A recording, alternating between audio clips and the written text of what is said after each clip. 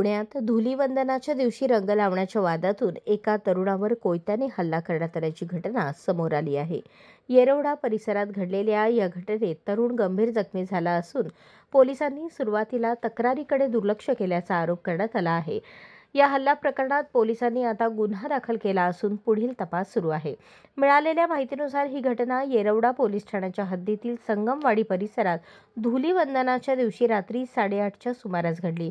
ऋत्विक ननावरे आणि त्याचा 17 वर्षीय भाऊ रोहित ननावरे हे राजीव गांधी नगर परिसरातून जात असताना दोन तरुणांनी त्यांना अडवले आणि जबरदस्तीने रंग लावून डोक्यावर अंडी फोडली. यामुळे रोहितने हा प्रकार आपल्या भावाला सांगितला. भावावर रंग टाकल्याचा जाब विचारण्यासाठी ऋत्विक जेव्हा संबंधित तरुणांकडे गेला तेव्हा वाद उफाळून आला. आरोपी बबल्या आणि त्याच्या साथीदारांनी मिळून ऋत्विकला मारहाण केली आणि कोयत्याने सपासप वार केले. इतक्यावरच न थांबता त्यांनी ऋत्विकच्या पोटात दगड घातला. या भीषण हल्ल्यात ऋत्विक गंभीर जखमी झाला आणि त्याने पोलीस ठाण्यात तक्रार करण्यासाठी धाव घेतली.